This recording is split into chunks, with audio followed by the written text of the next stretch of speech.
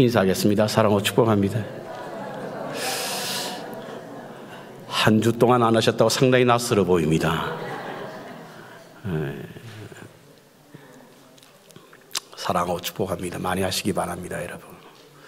그리스도인의 말에는 권세가 있습니다. 여러분들이 사랑하고 축복한다고 하면 우리말에는 하나님의 능력이 있기 때문에 사랑하게 되고 축복하게 될 줄로 믿습니다. 여러분, 믿음 생활이 행복하십니까? 이렇게 아멘 하면 제가 원고가 틀려지기 때문에 일부 예배도 여러분 믿음 생활이 행복하십니까? 아무 말도 하지 않아야 그럴 줄 알았습니다. 이렇게 나오는데 믿음 생활이 행복하다고 하니까 감사하네요. 근데 믿음 생활을 하면서 행복을 느끼지 못하는 분들이 참 많습니다. 자신이 행복하다고 생각하지 않는 분들이 참 많아요. 왜 그러죠? 우리는 행복을 어떤 조건 때문에 오는 것으로 여기기 때문에 그렇습니다. 그런데요, 조건이 우리에게 행복을 가져다 주지 않는 것은 아니지만 그리 오래 가지 않습니다. 잠깐 소유했을 때만 행복하지 그 행복이 오래 가지 않는다는 사실인 것입니다.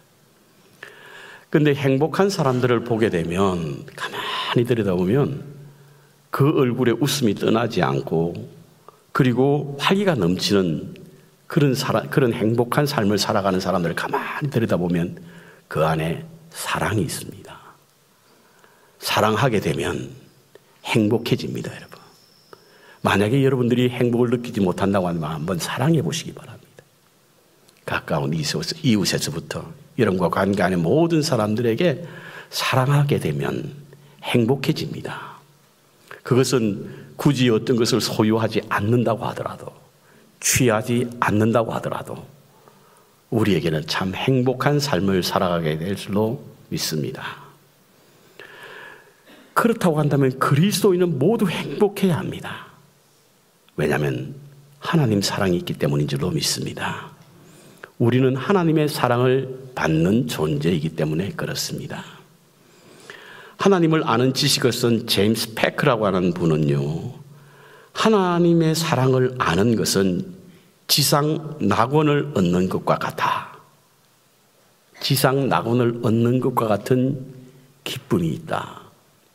그래서 우리가 하나님의 사랑을 알고 믿는 사람이 세상에서 가장 행복한 사람이다. 여러분들이 하나님의 사랑을 알고 믿게 되면 그 누구도 비교할 수 없는 그런 행복한 삶을 살아가는 사람들입니다. 그리고 그는 한마디 덧붙이기를, 이는 영적으로 건강하지 못하거나 기형적인 신앙을 가진 사람 외에 모든 사람에게 주어지는 하나님의 선물이다, 이렇게 말하고 있습니다. 우리가 혹시 믿음 생활하면서 행복을 느끼지 못한다고 한다면 하나님의 사랑을 알지 못하거나 그것을 느끼지 못하기 때문은 아닌가 돌아볼 수 있기를 바랍니다.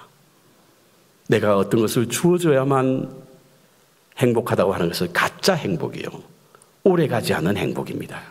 진정한 행복은 하나님이 우리를 사랑하신다는 것을 아는 것과 그것을 믿는 것에서 시작된다는 사실을 잊지 마시기 바랍니다. 오늘 본문은요, 하나님의 사랑이 우리에게 어떻게 오게 되었는가를 말해주고 있습니다. 하나님의 사랑은 우리의 노력으로 되는 거 아닙니다, 여러분. 우리의 실력으로 되는 것 아닙니다. 하나님의 사랑은 우리에게 어떻게 주어지는가? 본문인 로마서 5장 5절은 이렇게 말하고 있습니다. 소망이 우리를 부끄럽게 하지 아니하면 우리에게 주신 성령으로 말미암아 하나님의 사랑이 우리 마음에 부음바 됨이니. 자, 이 소망은 어떤 소망이냐?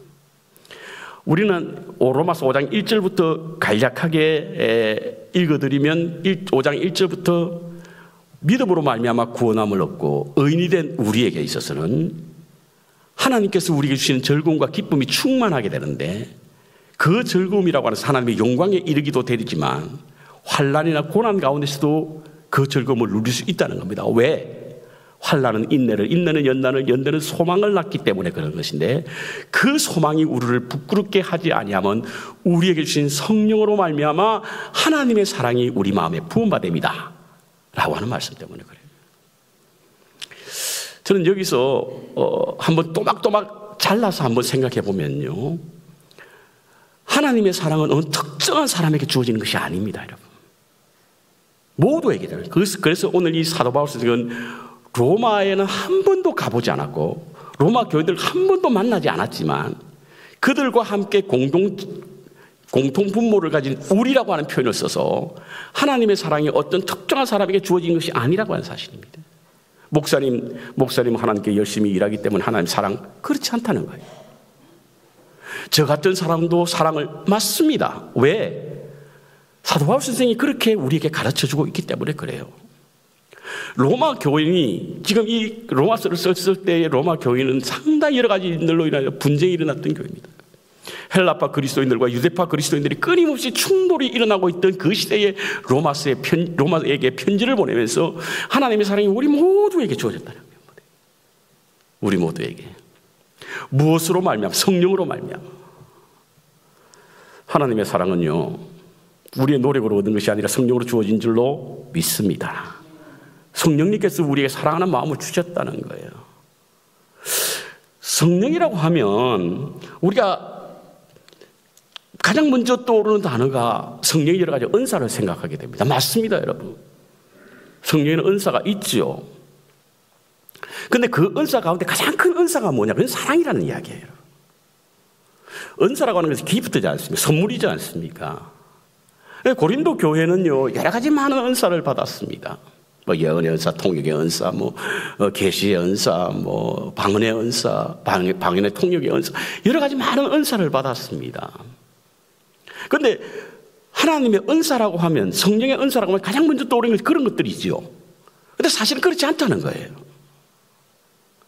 그 성령의 은사 가운데 가장 큰 은사는 바로 사랑이라는 겁니다. 그것은 제 말이 아니라 고린도전서 12장에 보면 사도 바울 선생이 고린도 교회를 향하여 여러 가지 당신네들이 받은 은사가 크다는 사실을 압니다. 많은 은사가 있다는 걸 알아요. 그 은사의 능력이 나타난다는 사실도 압니다. 그런데 그 은사가 다 나열하고 난 이후에 고린도전서 12장 마지막 절에 보면 너희는 더욱더 큰 은사를 사모하라. 그리고 난 이후에 13장의 사랑은 이렇게 나옵니다. 이 말은 무엇을 의미하냐면 바로 성령의 은사 가운데 가장 큰 은사는 바로 사랑이라고 하는 겁니다. 그래서 고린도전서 13장에 보면 너희가 사람의 방언과 천사의 말을 할지라도 사랑이 없으면 nothing. 아무것도 아니라는 거예요.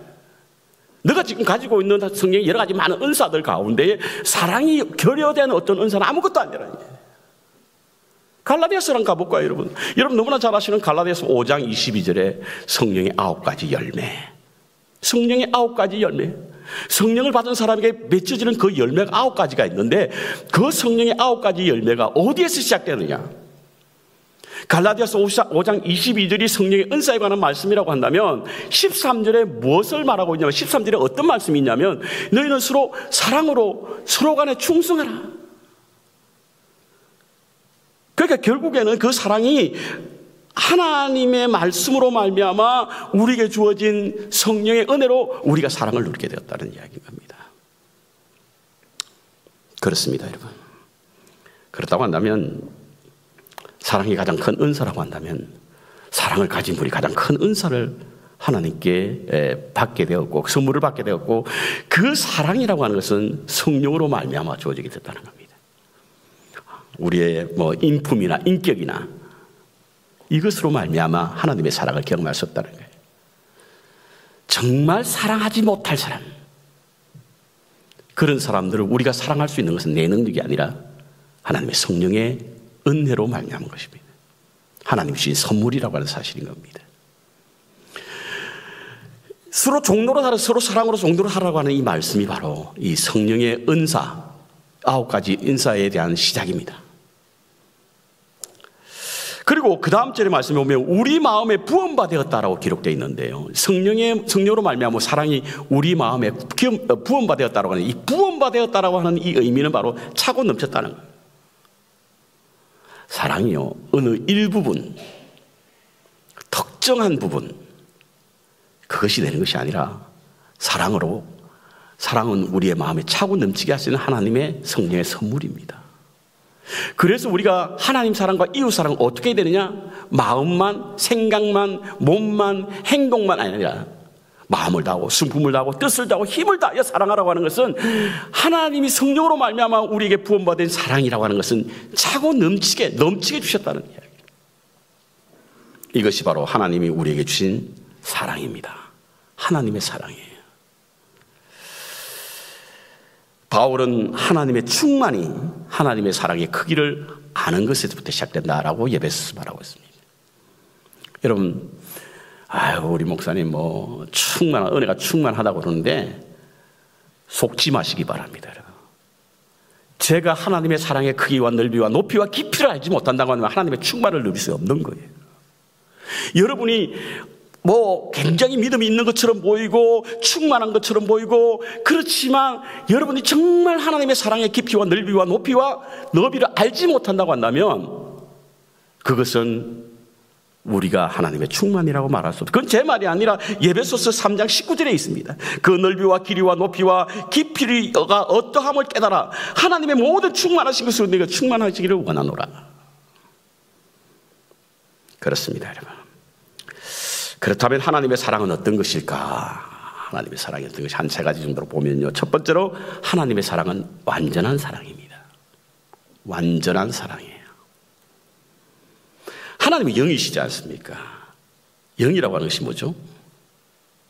모든 것을 초월하는 것이 영입니다. 여러분.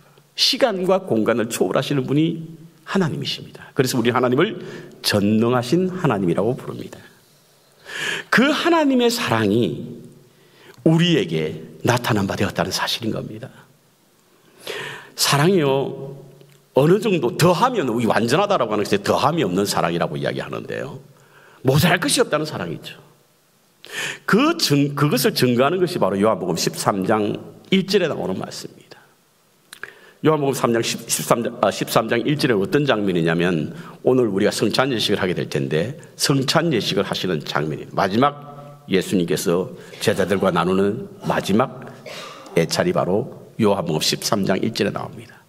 그런데요, 예수님께서 마지막 성찬에 참여하시는 모습을 본 요한이라고 하는 기자는 그 모습이 너무 진지하고 그 모습이 너무나 이해할 수 없어서 어떻게 표현하고 있냐면 예수님께서 자기가 세상을 떠나 아버지께로 돌아갈 때가 이런 줄 아시고 세상에 있는 자기 사람들을 사랑하시되 어떻게 사랑하셨다고요?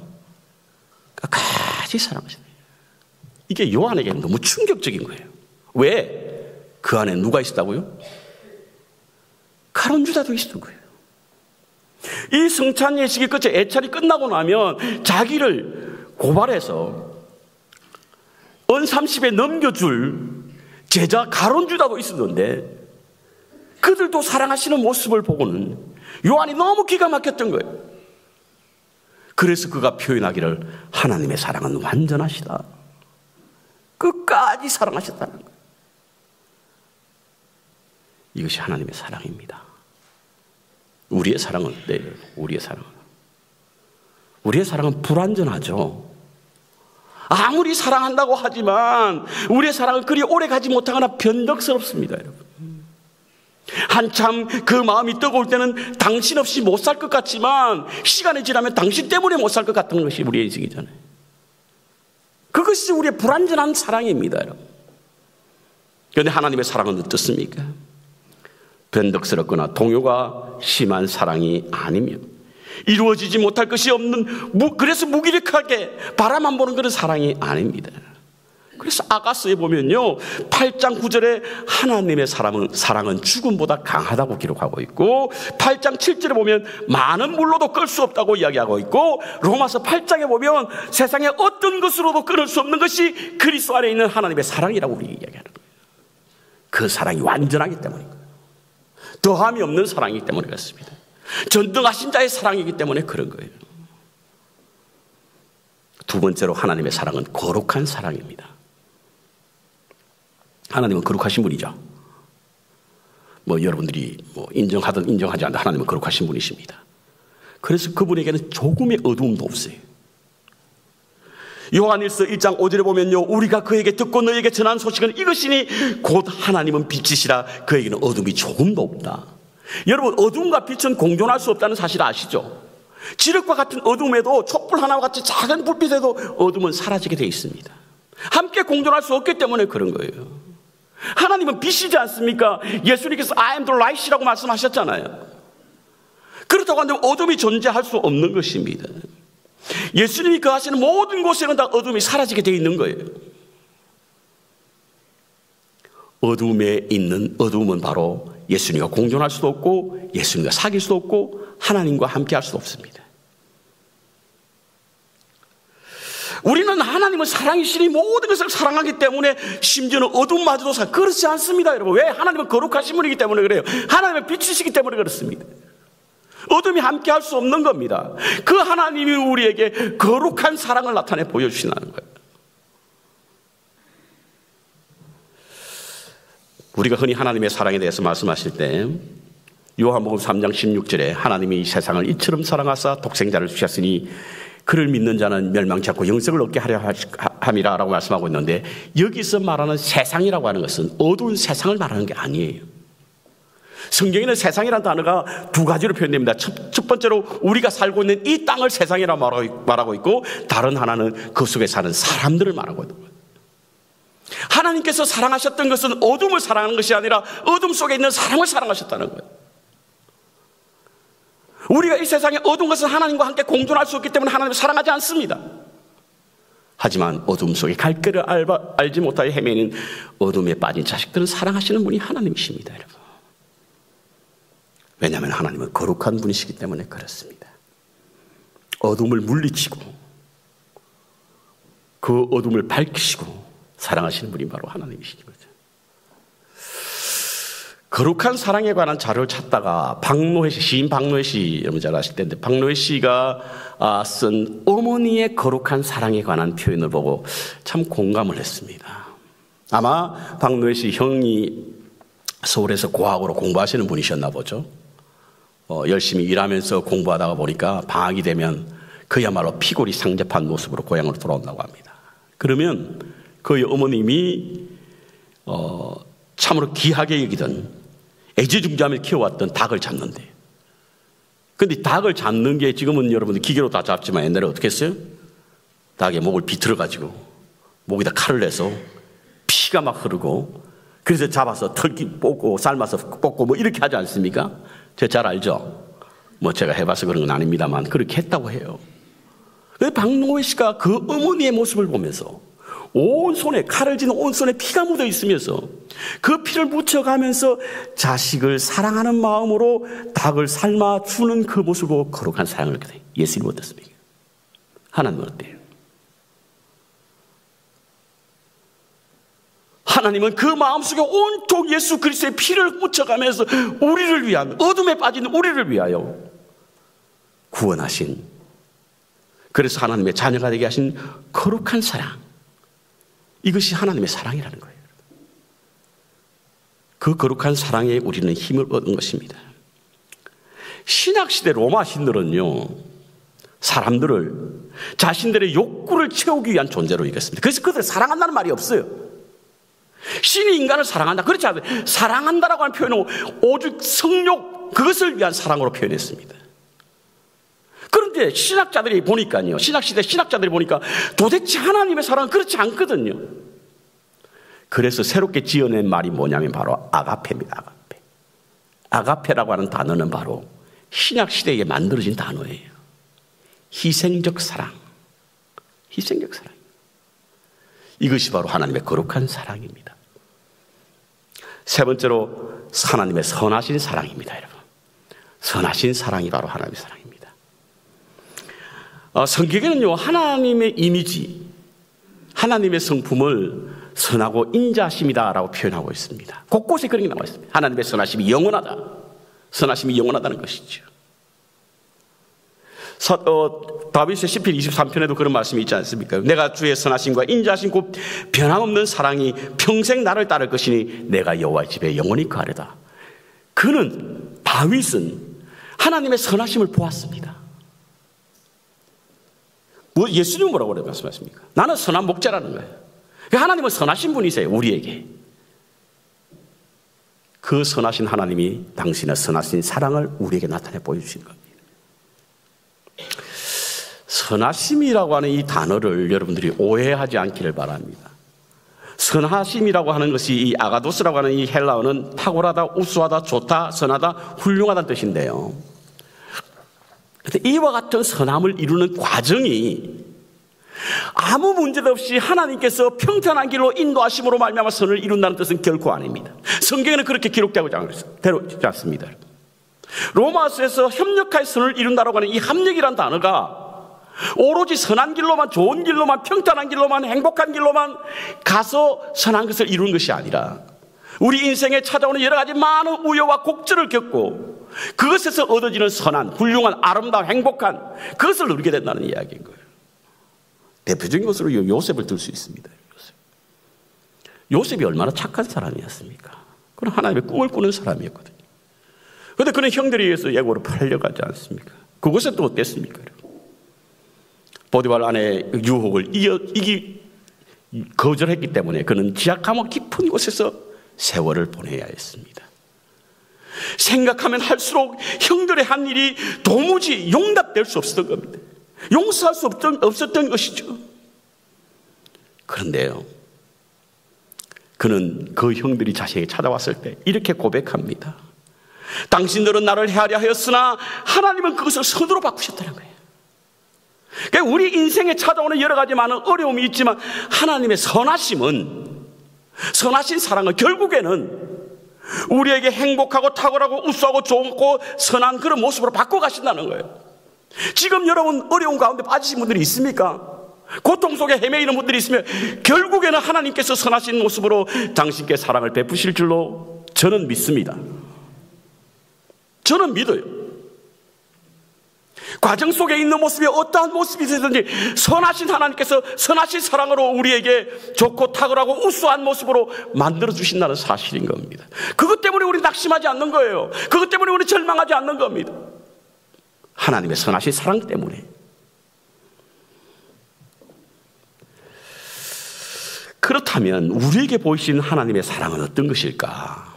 우리에게 보이신 하나님의 사랑은 첫 번째로 포용적 사랑입니다. 안아주시는 사랑인 거예요. 신약 성경에 하나님의 사랑을 한눈에 보여주는 장면이 있다고 한다면 저는 누가복음 15장을 있는 탕자의 비유의 모습을 꼽고 싶습니다. 비록 아버지의 재산을 가지고 떠난 아들이지만 그를 못내 기다리시는 아버지, 온갖 상처와 슬픔을 안고 돌아오는 아들,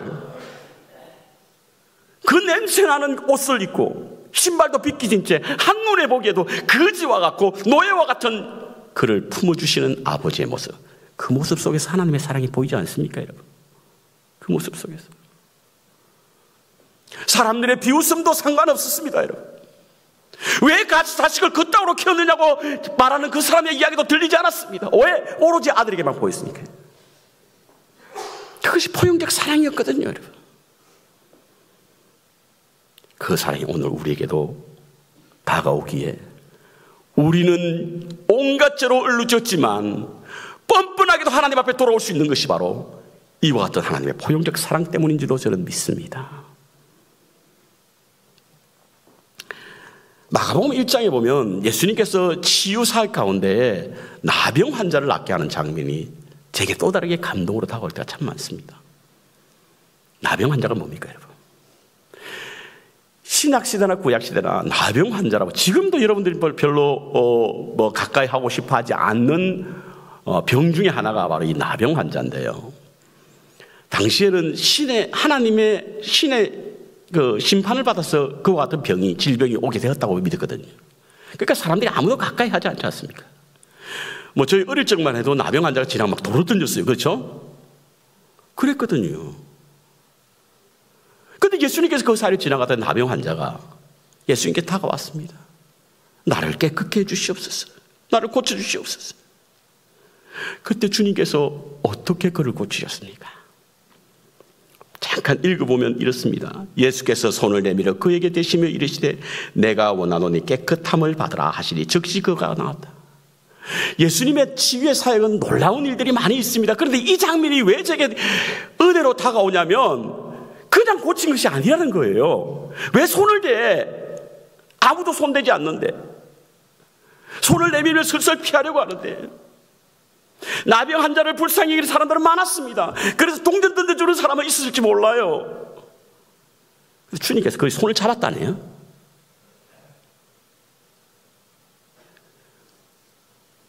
사랑은 손을 잡아주는 겁니다, 여러분. 사랑은 손을 잡아주는 거예요.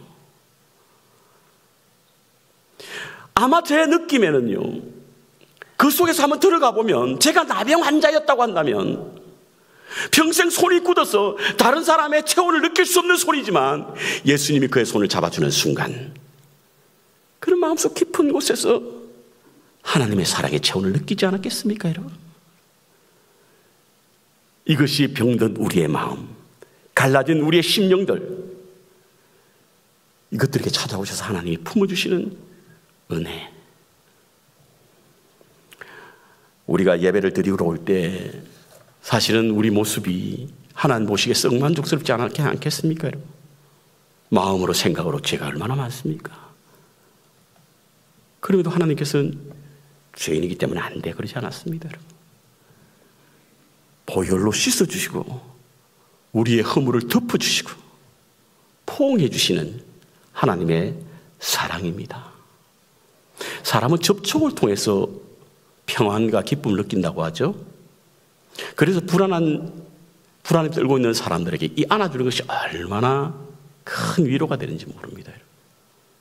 간혹 병원에 가보면 검사를 앞두고 좀 긴장되어 있을 때 의사가 제 어깨를 딱 눌러주는 그런 느낌을 받을 때는 제 마음도 모르게 편안합니다.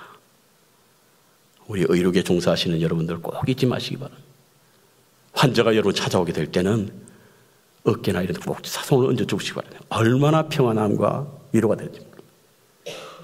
이게 바로 하나님의 사랑이라는 거예요.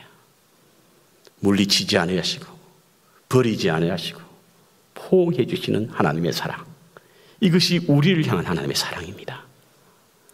두 번째로 초월적 사랑입니다.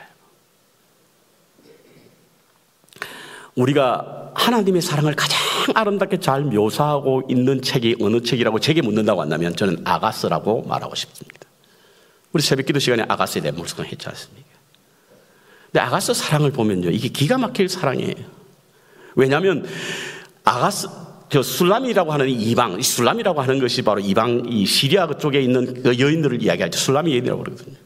이방 여인을 사랑했던 사람이 누구라고요? 솔로몬이었거든요. 솔로몬은 누굽니까? 왕이었어요. 왕이 이방 여인을 사랑한 겁니다. 그런데 이 이방 여인이 단순한 이방 여인이 아니에요. 그는 가난했고 신분도 천한 사람이었습니다. 심지어는 그 당시에 백옥과 같은 피부를 가진 사람이 미인이었는데 술람의 여인은 어땠다고요? 피부가 거무틱틱했던 사람이었습니다. 이 말은 뭐냐면 한낮에 대낮에 일을 해야만 되는 사람이었다는 뜻이에요. 근데 술람이 여인을 사랑했던 사람이 누구라고요? 솔로몬 왕이었습니다. 이 말을 우리가 어떻게 해석하냐면 솔로몬 왕은 하나님을 말하는 것이고 술람의 여인은 오늘 우리와 같은 사람을 말하는 거거든요. 근데 하나님의 사랑은 이와 같은 신분과 계급과 지위를 초월했다는 거예요. 여러분, 솔로몬에게 얼마나 많은 여인이 있었습니까? 1000명이었죠. 더군다나 그 여인은 어떤 여인입니까? 그야말로 그 시대에 최고의 미인이었고 최고의 신분을 가진 주위의 임금 국가들의 공주였습니다. 그럼에도 솔로몬이 사랑했던 사람은 바로 술람이 여인이었다는 거예요. 여러분, 하나님께는요 수많은 사랑할 대상이 있습니다. 그럼에도 불구하고 하나님은 우리만 보고 계시다는 거예요. 우리의 신분이 어떠하든지, 우리의 지위가 어떠하든지, 우리의 삶이 어떠하든지 하나님께서 그 사랑을 초월하여 우리에게 베푸시는 하나님의 사랑이 있는 것이기에 하나님이 우리에게 향한 사랑은 바로 초월적 사랑이라고 하는 것입니다. 예수님의 사역을 한번 들여다볼까요? 예수님도 주위에 사람이 참 많았습니다, 여러분. 니고데모와 같은 그런 최고의 당시 종교 지도자라고 불리는 사람이 있는가 하면 아리마대 요셉과 같이 최고의 부한 사람도 있습니다. 근데 예수님의 사역은 주로 어떤 사람이었어요? 인생의 후미진 곳에서 그야말로 자신의 모습도 제대로 드러내지 못한 채 사람들에게 피하여 있는 곳, 하나님이, 예수님이 찾아가지 않으면 도무지 만날 수 없는 사람들, 그래서 주님이 찾아가신 거예요. 자기의 신분 때문에, 지위 때문에, 자기가 가진 형편 때문에 감히 주님 앞에 나서지 못하는 그들에게 주님은 찾아가신 겁니다. 그 대표적인 인물이 바로 사마리아 여인이지 않습니까, 여러분? 그는 사마리아에 살았기 때문에 천하에 없어도 주님을 만날 수가 없는 사람이었어요. 그래서 주님이 찾아간 겁니다. 오늘 우리 어때요, 여러분? 하나님이 찾아오지 않으시면 우리가 하나님 만날 수 있겠습니까? 하나님이 너는 신분이 안 돼, 계급이 안 돼, 그렇기 때문에 나의 사랑을 받을 자격이 없어라고 한다고 한다면 우리가 하나님의 사랑을 받을 수 있을 만한 기회가 있었겠습니까? 초월적인 사랑, 그것 때문에 우리가 하나님의 사랑을 힘있게 되는 것이죠. 흔히 좋아한다는 것과 사랑한다는 것의 차이를 느끼지 못할 때가 많습니다. 그래서 같은 감정이기 때문에 그래요. 관심 있는 감정 때문에, 호의적인 감정 때문에, 사랑도 호의적인 감정이 있고 좋아하는 것도 호의적인 감정이 있지 않습니까? 그런데 뭐가 다르죠? 조건과 이유 때문입니다. 좋아하는 것에는 조건이 있어요. 이유가 있습니다. 하지만 사랑은 그렇지 않잖아요. 사랑에 무슨 이유가 있어요? 우리가 하나님 앞에 내놓을 만한, 하나님이 좋아할 만한 어떤 것이 있습니까? 없지 않아요. 그럼에도 불구하고 하나님께서는 모든 것을 초월해서 우리를 사랑하시는 거예요. 사랑할 만한 조건이 우리에게는 아무것도 없습니다, 여러분. 우리 안에 하나님의 사랑을 이끌어낼 만한 아무것도 없잖아요. 우리를 사랑하지 않는다고 해서 하나님 손에 볼 것 하나도 없습니다. 또 누군가의 강요해서 어쩔 수 없이 하는 사랑도 아닙니다. 그래서 하나님이 죄인을 사랑하신다고 하는 것은 매우 놀라운 일이죠. 그것은 바로 하나님의 초월적 사랑 때문에 그렇습니다. 마지막으로 하나님의 사랑은 동행적 사랑입니다. 동행적 사랑. 한국 가곡 중에 그대 있음에 내가 있다라는 가곡이 있는 거 아시죠? 예, 그런 곡이 있습니다. 그런데 그 가사 일부에 보면 이렇습니다. 그대 있음에 내가 있네, 나를 불러 손잡게 해. 그대 있음에 내가 있으니까 나를 불러 손잡게 하라는 거예요.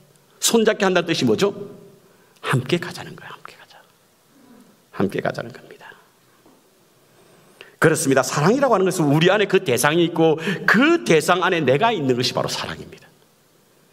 여러분, 예수님의 사역이 쉬웠겠습니까? 어려웠겠습니까? 십자가 빼고 사역 내내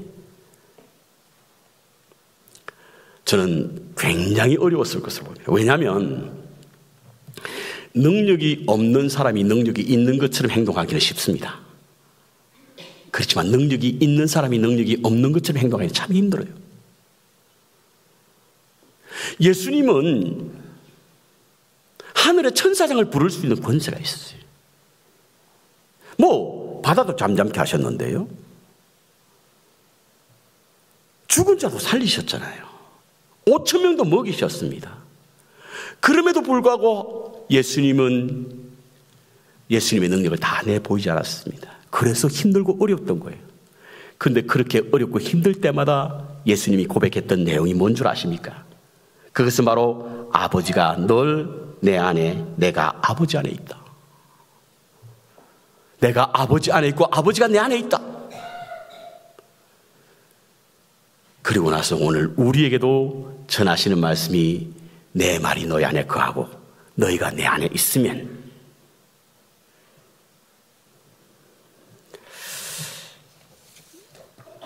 여기서 거한다라고 하는 뜻은 동거한다는 뜻이거든요. 그런데 동거가 단순히 머문다는 뜻이 아닙니다. 동행한다는 뜻이에요. 우리가 하나님 안에 거한다라고 하는 그곳에 머문다는 뜻이 아니라 하나님과 동행하신다는 거예요.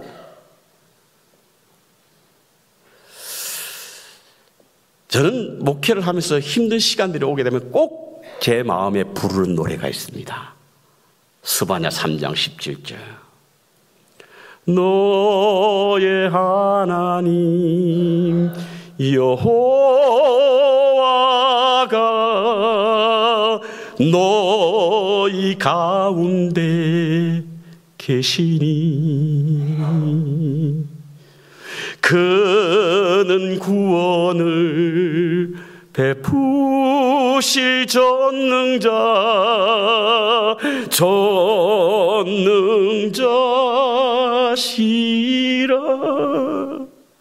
그가 너로 인하여 기쁨을 이기지 못하시며 너를 잠잠히 사랑하시며.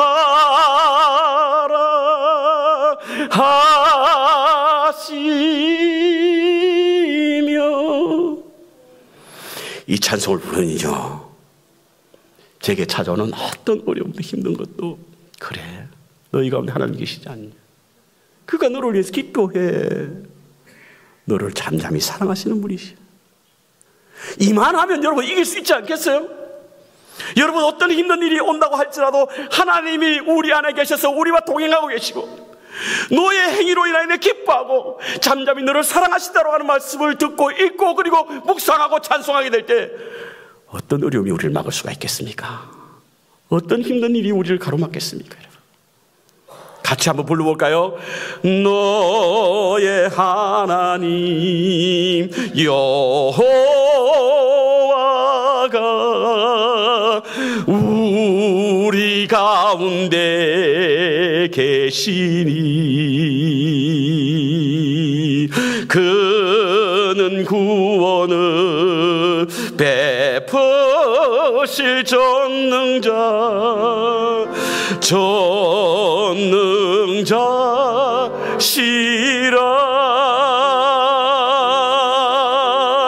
그가 너로 인하여 기쁨을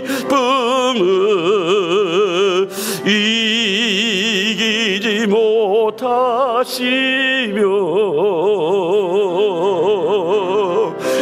너를 잠잠히 사랑하시며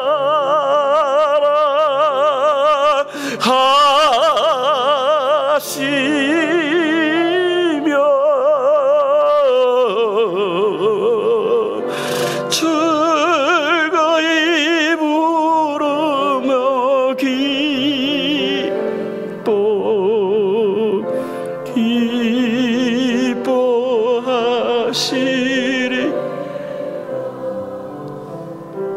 잠잠히 사랑하시는 하나님께서 우리를 기뻐하신대요. 내 스스로 쌓고 있는 마음의 슬픔과 아픔, 육신의 진료로 생기는 나약함에서 오는 절망감, 불현듯 찾아오는 공허함과 외로움 속에서도 우리에게 다가오셔서 잠잠히 다가오셔서 사랑하시는 하나님은 우리로 인하여 기뻐하신대요. 여러분들이 어떤 형편이든지 우리 때문에 기뻐 죽겠다는 거예요.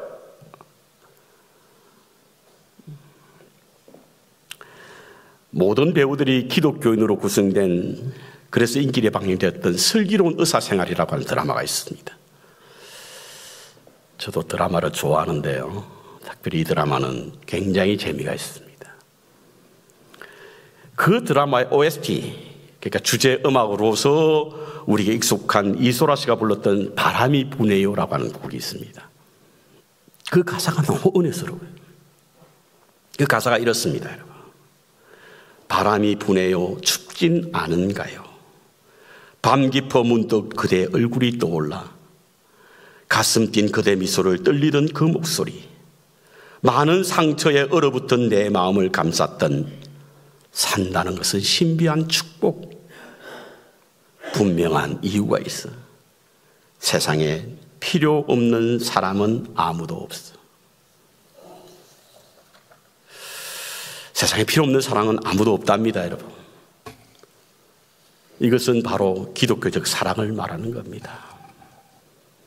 우리는 필요 없는 사람이 있다고 얘기할지 몰라도 하나님의 눈에는 필요 없는 사람이 하나도 없어요. 왜냐하면 우리 모두에게는 하나님의 거룩한 이미지 오브 가드가 있기 때문에 그렇습니다.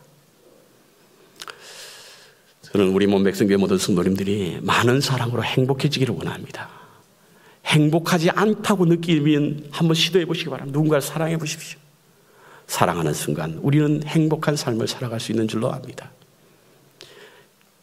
교회는요, 행복한 교회는 사람이 많은 것이 아니라 사랑이 많은 것이에요. 우리 교회가 사랑이 많기 때문에 행복한 교회가 될 수 있는 줄로 믿습니다. 여러분과 제가 행복한 교회를 섬기는 교인들이 되기를 원합니다. 하나님의 사랑은 완전하고 거룩하며 그리고 선하신 사랑입니다. 그 사랑이 우리에게 초월적으로 다가오게 되고요. 그리고 그 사랑이 우리에게 안아주는 봉하시는 사랑이 동행하시는 사랑으로 다가온다는 사실을 잊지 마시기 바랍니다. 그 사랑에 힘입어 하나님과 동행함으로 말미암아 행복한 믿음의 삶을 살아가는 하나님의 사랑을 힘입고 살아가는 우리 모두가 되시기를 주님의 이름으로 축원합니다.